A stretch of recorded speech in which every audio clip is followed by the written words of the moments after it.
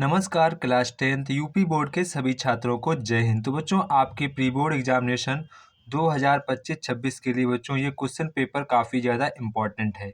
इस question paper में बच्चों आपको सभी क्वेश्चन बोर्ड एग्जाम में आए हुए क्वेश्चन देखने को मिलेंगे। अगर बच्चों आप लोग इस क्वेश्चन पेपर को अच्छे प्रकार से सॉल्व कर लेते हैं तो बच्चों यकीन मानो आप सभी स्टूडेंट के यहाँ पर 60 प्लस यहाँ पर नंबर 100% आपके pre board and board exam में आएंगे। तो आप सभी लोग इस क्वेश्चन पेपर को ईमानदारी के साथ सॉल्व करेंगे, रफ कॉपी साथ साथ में लेते चलेंगे। जहां पर मैं आपको जो क्वेश्चन सॉल्व करने को कहूं उसे आप सॉल्व करेंगे, क्योंकि बच्चों यहां पर जो मैथमेटिक्स हमारा सब्जेक्ट होता है वो बच्चों हमारा प्रैक्टिस का ही सब्जेक्ट होता है। तो आप लोग अगर जितनी अधिक प्रैक्टिस कर लेंगे उतने ही आपके अच्छे मार्क्स आएंगे। तो बच्चों हम लोग स्टार्ट करते हैं। सबसे पहले बच्चों आप लोगों को मैथमेटिक्स के में यहाँ पर 20 MCQ देखने को मिलेंगे। तो बच्चों आपको 20 MCQ OMR शीट पर भरने होते हैं। वो बच्चों आपके बोर्ड एग्जाम में अलग से आप लोगों को OMR शीट दी जाएगी, जिसमें आप लोगों को अपनी MCQ के जितने आपके सही आंसर होंगे वो आपको अपनी OMR शीट पर उचित प्रकार से भरने हैं। ये ध्यान रखना है, OMR शीट पर काफ़ी ध्यान से अपने उत्तर भरेंगे। आप जो प्रश्न हल करते जाएंगे उसका आंसर उसमें भरते जाएंगे। ऐसा नहीं है कि आप एक साथ सभी के आंसर भरेंगे तो हो सकता है आपका जो वहाँ पर आंसर है अगल बगल से ऊपर नीचे हो जाएगा, फिर आपके वहाँ पर नंबर गलत हो जाएंगे। और बच्चों यहाँ पर OMR शीट में अगर आप लोगों ने वाटन का प्रयोग कर दिया तो वो आपका आंसर गलत माना जाएगा। तो इतनी बातें आप ध्यान रखेंगे अपने बोर्ड एग्जाम के लिए। तो बच्चों यहाँ पर सबसे पहले आपका जो क्वेश्चन कह रहा है निम्न में अपर में संख्या है। तो बच्चों यहाँ पर सबसे पहले आपसे पूछ रहा है कौन सी संख्या हमारी अपर में है। तो बच्चों दो तो हमारी एक परमेय संख्या होती है। बच्चों यहाँ पर हमारे अंडर रूट जो 4 है इसको बच्चों हम लोग 2 लिख सकते हैं। तो ये बच्चों हमारी फाइनली परमेय संख्या ही कहलाएगी। एंड बच्चों यहाँ पर जो हमारा अंडर रूट 16 है इसको बच्चों हम लोग यहाँ पर 4 लिख सकते हैं, क्योंकि बच्चों ये हमारा 4 का स्क्वायर लिखा है तो इसको हम लोग 4 लिख सकते हैं। फाइनली ये हमारी 2 संख्या है, ये हमारी परमेय है, ये भी परमेय है, ये भी परमेय है। तो बच्चों यहाँ पर हमारा क्वेश्चन क्या पूछा गया है, अपरमेय संख्या। तो बच्चों यहाँ पर हमारी ऑप्शन नंबर बी वाला जो हमारा ऑप्शन होगा वो बच्चों हमारी अपरमेय संख्या होगी। इसके बाद बच्चों यहाँ पर आपका क्वेश्चन नंबर 2 है। यहाँ पर बच्चों आपका आपसे x की वैल्यू पूछ रहा है। तो बच्चों यहाँ पर आपको दिया गया है x स्क्वायर बराबर आपको दिया गया है 25। तो बच्चों जब हम लोग यहाँ पर x बराबर लिखेंगे तो यहाँ पर आपका अंडर रूट चढ़ जाएगा। तो बच्चों आपका x की वैल्यू आ जाएगी +-5। कितनी आ जाएगी? +-5 आपकी वैल्यू आ जाएगी। तो बच्चों यहाँ पर आपका जो करेक्ट आंसर हो जाएगा वो बच्चों यहाँ पर आपका ऑप्शन नंबर बी वाला करेक्ट आंसर हो जाएगा। इसके बाद बच्चों आपका क्वेश्चन नंबर 3 कह रहा है ax² + bx + c बराबर 0 का विवेक्तर क्या है। तो बच्चों आप लोगों ने विवेक्तर का फार्मूला यहाँ पर याद कर रखा होगा। उसका फार्मूला होता है b² - 4ac = 0।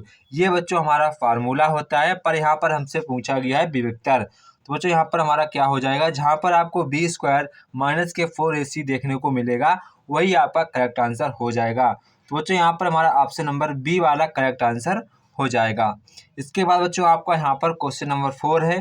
तो बच्चों क्वेश्चन नंबर 4 में आपको एक यहाँ पर द्विघात समीकरण दिया गया है। कह रहा है कि यदि x बराबर 2 हो एंड आपको ये द्विघात समीकरण दिया गया है, कह रहा है इसका 2 जो है इस द्विघात समीकरण का मूल है। तो यहाँ पर बच्चों आपसे k की वैल्यू पूछ रहा है। तो बच्चों आप सभी को पता है जैसे आपका जो भी यहाँ पर द्विघात समीकरण होता है अगर उसका जो मूल है हम उसमें पुटअप कर देते हैं तो उसकी जो पूरी वैल्यू हमारी 0 के बराबर हो जाती है। ये सभी को पता होगा। बच्चों यहाँ पर जब हम लोग x बराबर 2 इसमें पुटअप कर देंगे तो हमारी जो पूरी द्विघात समीकरण की जो वैल्यू है 0 के बराबर हो जाएगी। तो बच्चों यहाँ पर हम लोग यहाँ पर x की जगह 2 पुटअप कर देते हैं। तो बच्चों यहाँ पर आपकी जो द्विघात समीकरण की जो वैल्यू है आपकी बच्चों 0 के बराबर हो जाएगी। बच्चों ये हमारा बन जाएगा, मैंने x बराबर यहाँ पर 2 पुट कर दिया है तो आपका स्क्वायर बन जाएगा। ये मैं 2 लिख दिया, यहाँ पर = 0 कर दिया। अब बच्चों यहाँ पर 2 का स्क्वायर 4 होता है तो 4 3 जाए आपका 12 बन जाएगा। ये आपका बच्चों माइनस का 2k बन जाएगा। ये बच्चों आपका माइनस का 2 = 0। एंड बच्चों ये आपका प्लस का 12 है, ये माइनस का 2 घट जाएंगे तो हमारा बचेगा यहाँ पर प्लस का 10 बचेगा। कितने बचेगा? प्लस का 10 बचेगा। बच्चों अब इसको मैं काट के फिर से लिखता हूँ। तो बच्चों आपका बचा है प्लस का 10 माइनस का 2k = 0। एंड बच्चों यहाँ पर अगर हम लोग 10 को उधर भेजेंगे, इक्वल के उधर साइड भेजेंगे तो बच्चों ये आपका माइनस का 10 हो जाएगा। तो बच्चों यहाँ पर हमारा माइनस से माइनस कट जाएगा एंड 2 जो हमारा है बच्चों, 2 हमारा अपॉन में चला जाएगा, तो बच्चों हमारा के की वैल्यू यहाँ पर हमारी 5 निकल के आ जाएगी। कितनी आ जाएगी? के की वैल्यू यहाँ पर बच्चों हमारी 5 निकल के आ गई है। तो बच्चों यहाँ पर हमारा जो करेक्ट आंसर है ऑप्शन नंबर बी वाला हमारा करेक्ट आंसर है। इसके बाद जो आपका क्वेश्चन नंबर 5 कह रहा है, आपके बोर्ड एग्जाम में आया हुआ क्वेश्चन है, आप सभी लोग इसको अच्छे प्रकार से याद रखेंगे। तो बच्चों यहाँ पर सबसे पहले आपका क्वेश्चन कह रहा है कि 2 समरूप आपको त्रिभुज दिए गए जिनकी बच्चों आपको भुजाओं का रेशियो भी दिया गया है। तो यहाँ पर बच्चों आपसे कह रहा है कि उनके क्षेत्रफल का आपका अनुपात पूछ रहा है। तो बच्चों जब भी आप ध्यान रखेंगे, जब भी आपके 2 सिमिलर ट्राइंगल हो, उनके आपके साइड का यहाँ पर अगर रेशियो दिया जाए, तो बच्चों यहाँ पर आपको ध्यान रखना है उनका जो एरिया का रेशियो होगा उनके स्क्वायर के अनुपात के बराबर होगा। जैसे कि आपका इस साइड का रेशियो 4 है, इसका आपका 9 दिया गया है। तो अगर आपसे पूछा जाए इसका एरिया का स्क्वायर कितना, एरिया का क्षेत्रफल का अनुपात कितना होगा, तो 4 का स्क्वायर कितना हो जाएगा सर? 16 हो जाएगा। 9 का स्क्वायर कितना हो जाएगा? तो बच्चों वो हमारा हो जाएगा 81। तो बच्चों यही हमारा यहाँ पर त्रिभुजों के क्षेत्रफल का अनुपात हो जाएगा 16:81। ये आपको ध्यान रखना है जब भी आपसे ऐसा क्वेश्चन पूछा जाए कि त्रिभुज हमारे समान हैं, उनके हमें त्रिभुज हमारे समरूप हैं, उनकी हमें भुजाओं का रेशियो दिया गया है, तो हमें उनके क्षेत्रफल का अनुपात बताना है। तो बच्चों आपको उन भुजाओं के जो अनुपात है उसका स्क्वायर कर देना, स्क्वायर का जो अनुपात होगा वही आपका आंसर हो जाएगा। तो बच्चों यहाँ पर हमारा जो करेक्ट आंसर हो जाएगा वो बच्चों यहाँ पर हमारा ऑप्शन नंबर बी वाला करेक्ट आंसर हो जाएगा। इसके बाद बच्चों आपको यहाँ पर क्वेश्चन नंबर 6 पूछा गया है। यदि किसी त्रिभुज में आपको भुजाएं 7 सेंटीमीटर दी गई है, 24 सेंटीमीटर दी गई हैं, 25 सेंटीमीटर दी गई हैं, यहाँ पर आपसे पूछा है कि त्रिभुज होगा, तो आपको बताना है त्रिभुज किस प्रकार का होगा, कि न्यून कोण होगा, कि समकोण होगा, अधिक कोण होगा, कि कोई नहीं। जब भी बच्चों आपका ऐसा क्वेश्चन आए तो हमारे ख्याल से सबसे पहले आपको समकोण त्रिभुज ही चेक करना चाहिए। क्या चेक करना चाहिए? हमेशा ऑप्शन अगर दिया गया है समकोण त्रिभुज, तो आप लोगों को बच्चों समकोण त्रिभुज ही चेक करना चाहिए। बच्चों हम लोग एक बार चेक कर लेते हैं क्या ये समकोण त्रिभुज की पाइथागोरस त्रिभुज को अगर फॉलो करेगा तो हमारा जो कोण होगा वो 90 अंश का 101% कोई ना कोई एंगल होगा। तो बच्चों आप लोगों को पता होगा समकोण त्रिभुज में कर्ण सबसे बड़ी भुजा होती है, तो हमको यहाँ पर 25 कर्ण को लेना ही पड़ेगा। एंड बच्चों यहाँ पर जो इसमें में से आप किसी को ले सकते हैं, 24 या 7 किसी को भी ले सकते हैं जो आपकी इच्छा हो। तो बच्चों यहाँ पर मैंने 7 ले लिया, इसको मैंने 24 ले लिया। अब बच्चों मुझे पाइथागोरस की प्रमेय पता है, कर्ण का स्क्वायर जो होता है वो दोनों भुजाओं के स्क्वायर के योगफल के बराबर होता है, ये आपको पता है। तो बच्चों यहाँ पर 7 का स्क्वायर हमारा 49 हो जाएगा। एंड बच्चों यहाँ पर आपका जो 24 का स्क्वायर हो जाएगा वो बच्चों यहाँ पर मुझे निकालना होगा। तो मैं बच्चों निकाल लेता हूँ। यहाँ पर 24, यहाँ पर नीचे 4 रखेंगे, तो 4 4 जा 16 होता है, एंड 1 2 4 जा 8 8 का ट्वाइस होता है 16 16, 1 यहाँ पर हमारा हो जाएगा 17, यहाँ पर कैरी 1, 5 का 2 का स्क्वायर 4 4 1 5। तो बच्चों आपका 24 का जो स्क्वायर हो जाएगा आपका बच्चों यहाँ पर 576 हो जाएगा। कितना हो जाएगा? 576 बच्चों आपका 24 का मतलब कि वर्ग हो जाएगा। जब बच्चों हम लोग इसको जोड़ेंगे तो बच्चों यहाँ पर हमारा आ जाएगा 625। कितना आ जाएगा? 625 आपका आ जाएगा। अब बच्चों यहाँ पर हम लोग कर्ण का स्क्वायर देख लेते हैं। कर्ण का स्क्वायर का हम लोग स्क्वायर करते हैं, तो बच्चों अगर हम लोग कर्ण का स्क्वायर करेंगे 25 का स्क्वायर करेंगे तो बच्चों यहाँ पर हमारा 625 आपका निकल के आया है। देखो तो बच्चों यहाँ पर देखो ये भी इक्वल है, ये भी इक्वल, यानी कि यहाँ पर बच्चों पाइथागोरस की प्रमेय यहाँ पर समान रूप से लागू हो रही है। तो बच्चों यहाँ पर जो हमारे कर्ण के सामने वाली जो भुजा होगी वो बच्चों 90 अंश 101% होगा। तो बच्चों यहाँ पर आप लोगों को समकोण वाले पर करेक्ट आंसर मार देना है। तो आपका यहाँ पर बच्चों ऑप्शन नंबर बी वाला आपका करेक्ट आंसर हो जाएगा। इसके बाद जो आपका क्वेश्चन नंबर 7 भी सेम टाइप का क्वेश्चन है। यहाँ पर आपको उसी प्रकार से आपको चेक करना है जैसा आपको मैंने पहले समझाया है। तो बच्चों यहाँ पर आपको त्रिभुज ABC दिया गया है। यहाँ पर आपको AB की लेंथ दी गई है, AC की लेंथ दी गई है, BC की लेंथ दी गई है। यहाँ पर आपसे पूछा गया कोण भी कितना होगा, कोण भी कितना होगा। तो बच्चों आपको सभी को पता है हमको सबसे पहले यहाँ पर समकोण वाले त्रिभुज को ही चेक करना चाहिए। तो बच्चों यहाँ पर सबसे पहले देख लेते हैं जो हमारे कर्ण है वो बच्चों सबसे लंबी साइड होती है, तो उसको मैं यहाँ पर 12 सेंटीमीटर ले लेता हूँ। कितना ले लेता हूँ? 12 सेंटीमीटर ले लेता हूँ। तो इसकी मुझे यहाँ पर इसकी नाम मैंने रख दिया AC। क्या नाम रख दिया? AC। इसका नाम क्या रख दिया? AC। तो यहाँ पर मुझे B लिखना पड़ेगा। तो यहाँ पर आपको BC 6 दी गई है, एंड आपको जो AB दी गई है 6√3 दी गई। कितनी दी गई है? 6√3 दी गई है। अब आपको बच्चों चेक क्या करना है, इसका स्क्वायर करना है, इसका स्क्वायर करना है, दोनों को जोड़ देना है। अगर इसके स्क्वायर के बराबर आता है तो आपका जो बी कोड है वो आपका यहाँ पर 101% 90 अंश का होगा। तो बच्चों यहाँ पर हम लोग यहाँ पर बी सी का स्क्वायर करेंगे तो आपका 36 आएगा। एंड बच्चों यहाँ पर अगर हम लोग ए बी का स्क्वायर करेंगे तो यहाँ पर 6 का स्क्वायर यहाँ पर 36 हो जाएगा। एंड आपका 3 का स्क्वायर 3 हो जाएगा, मल्टीप्लाई करेंगे तो 3 6 जा 18 हो जाएगा, यानी कि 108 आएगा। कितना आएगा? 108 आएगा। कितना आएगा? 100 आपका 8 आएगा। इसके बाद फिर से देख लेते हैं, ए बी बी सी 6 दिया गया है, हाँ ठीक है। तो 8 से 14 हो जाएगा, नहीं 144 है। कितना आएगा? 144। अब बच्चों यहाँ पर हम लोग ए सी का स्क्वायर करेंगे तो आपका ए सी का स्क्वायर 144 आएगा। तो बच्चों इसका मतलब सही है कि यहाँ पर हमारा जो ये त्रिभुज हो जाएगा जिसकी आपको लेंथ दी गई है, ये बच्चों हमारा समकोण त्रिभुज होगा। कैसा त्रिभुज होगा? समकोण त्रिभुज होगा। तो बच्चों हमारा एंगल कितने अंश का होगा? 90 अंश का यहाँ पर बच्चों हमारा एंगल निकल के आएगा, 90 अंश। तो बच्चों यहाँ पर आपका करेक्ट आंसर हो जाएगा ऑप्शन नंबर बी वाला। इसके बाद जो आपका क्वेश्चन नंबर 8 कह रहा है, आपको त्रिभुज दिया गया ए बी सी। यहाँ पर बच्चों आपको ए बी साइड दी गई है, बी सी की साइड दी गई, ए सी की साइड दी गई। यहाँ पर आपसे परिमाप पूछा गया। क्या पूछा गया? परिमाप। तो बच्चों आपको करना क्या है? त्रिभुज का परिमाप क्या होता है?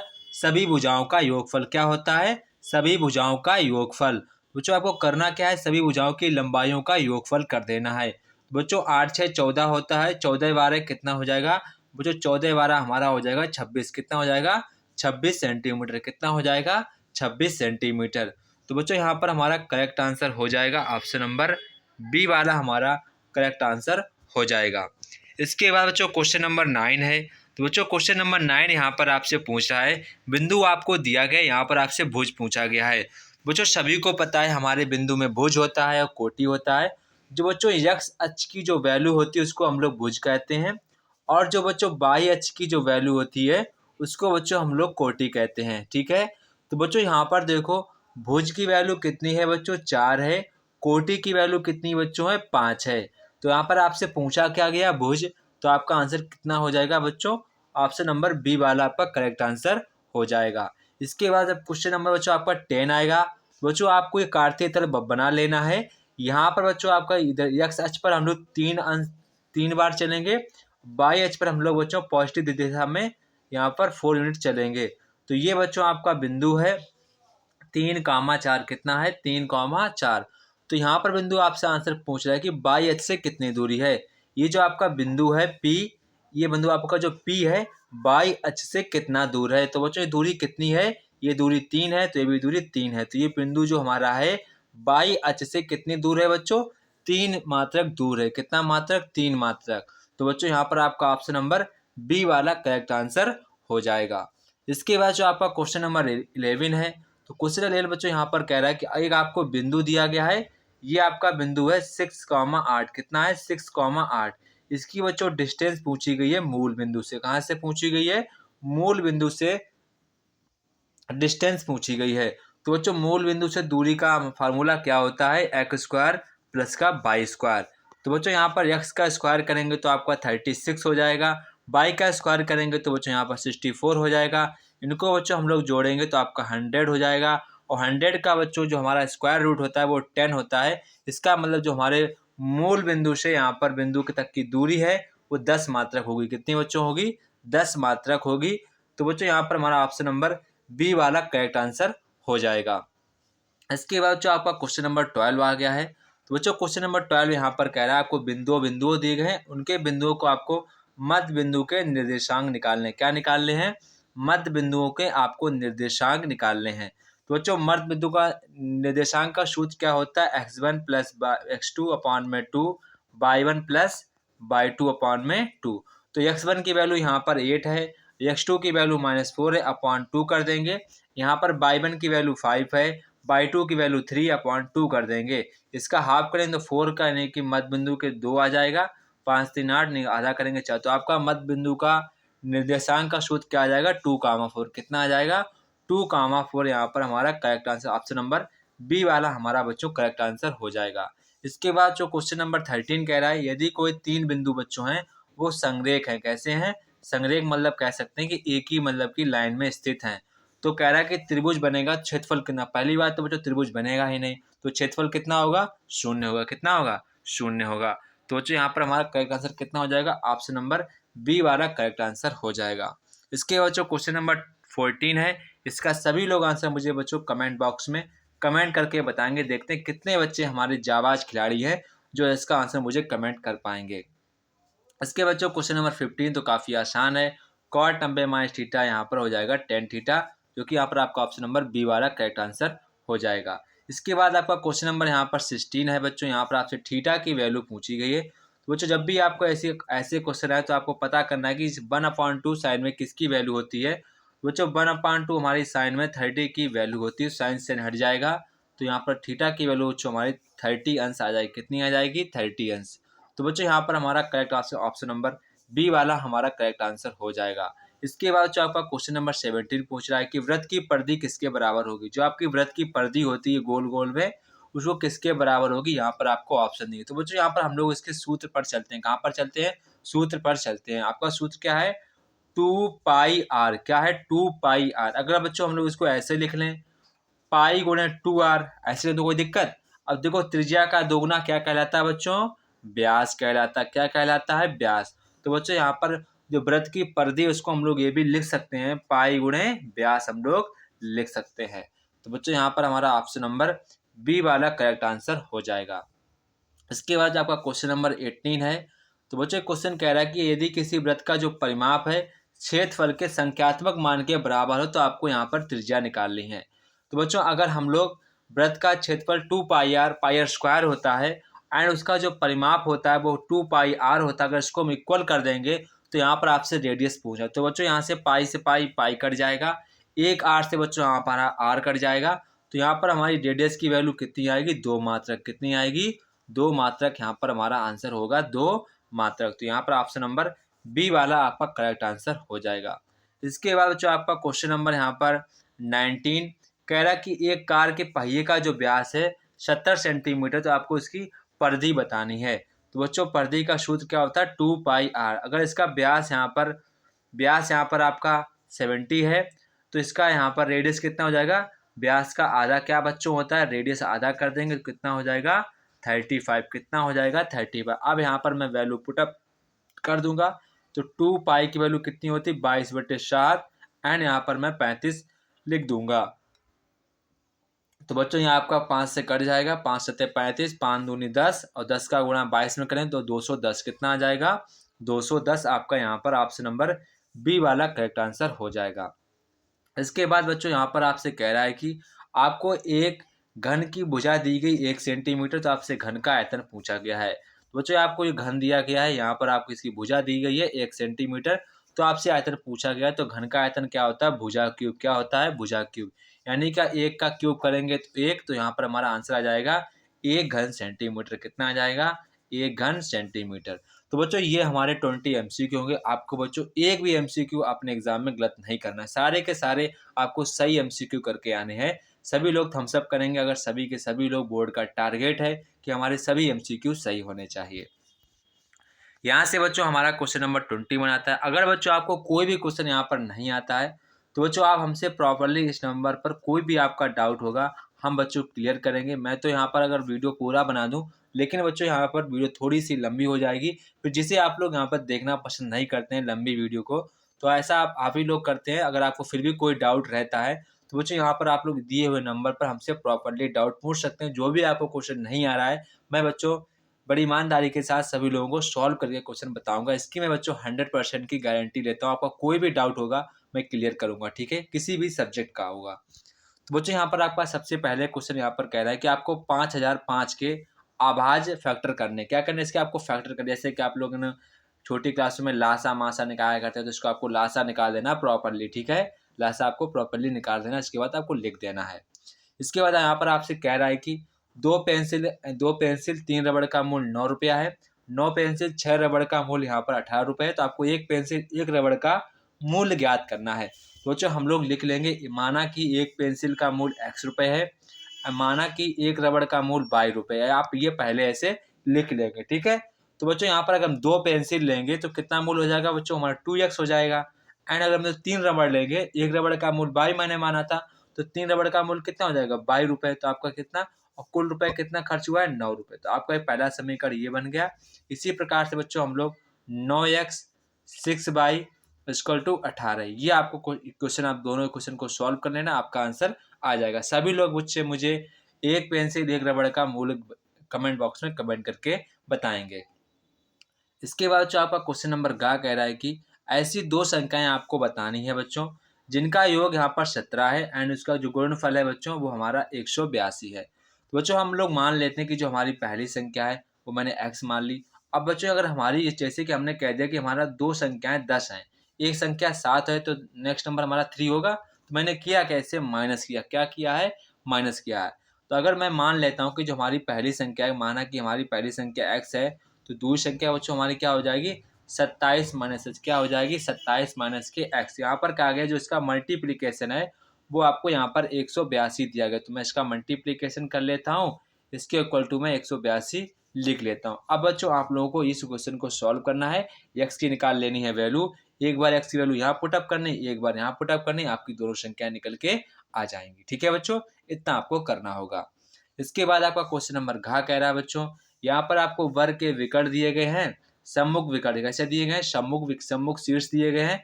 तो आपको बच्चों यहाँ पर विकर्ण की लंबाई ज्ञात करनी है। अगर बच्चों जो भी आपको क्वेश्चन नहीं आ रहा है वो बच्चों हमसे इस नंबर पर प्रॉपरली क्वेश्चन को पूछ सकते हैं। मैं बच्चों आपको सभी क्वेश्चन के डाउट क्लियर करूंगा। ठीक है, कोई भी आपका डाउट नहीं बचेगा, पूरे के पूरे बच्चों हम डाउट आपके क्लियर करेंगे। ठीक है, इसके बाद आपका क्वेश्चन नंबर यहाँ पर 3 का कहा है, कह रहा है कि त्रिभुज की जो बच्चों यहाँ पर माध्यिकाएं, आपको लंबाई ज्ञात करें। त्रिभुज को आपको शीर्ष दिए गए, आपको इस पर माध्यिकाएं, यानी कि इसका आपको मध्य, जैसे कि आपको ये शीर्ष पता है, ये शीर्ष पता है, आपको ये माध्यिका की लंबाई निकालनी है, ये भी शीर्ष पता है।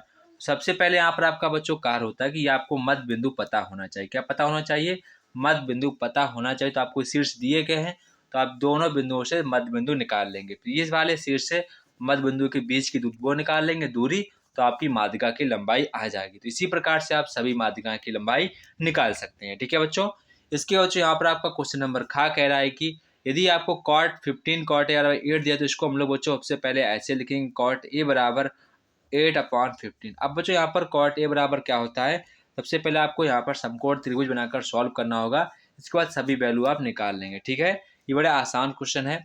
इसके बाद आपको क्वेश्चन नंबर गा यहाँ पर कह रहा है आपको 30 अंश वैल्यू देगी, तो यहाँ पर आपको 30 पुटअप कर देना है, देन इसका स्क्वायर रूट ले लेना है, तो यहाँ पर आपकी आंसर प्रूफ हो जाएगा। ठीक है, इतना कोई कठिन क्वेश्चन नहीं है। इसके बाद यहाँ पर आपका क्वेश्चन नंबर घ कह रहा है कि आपको तेज खंड दिया गया है, ये तेज खंड दिया गया, इसका आपको कोण यहाँ पर 30 अंश दिया गया, रेडियस 4 दी गई है। तो यहाँ पर आपसे इसका क्षेत्रफल पूछा गया है। तो करना कुछ नहीं होता, पाई आर स्क्वायर करना है, θ/360 लगा देना है। यहाँ पर थीटा की वैल्यू 30 अंश दी गई, आर की वैल्यू यहाँ पर आपको 4 सेंटीमीटर दी गई है।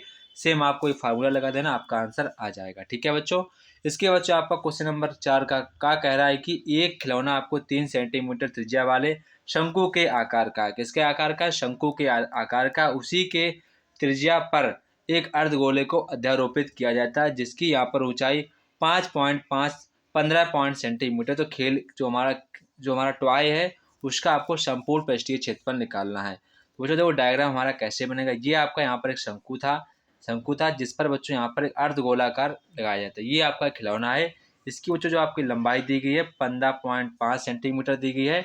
और जैसे बच्चों इसकी जो रेडियस है, हमारी जो रेडियस है, ये बच्चों हमारी रेडियस है 3.5 सेंटीमीटर है। कितनी है, 3.5 सेंटीमीटर है। कितनी है, 3.5 सेंटीमीटर है।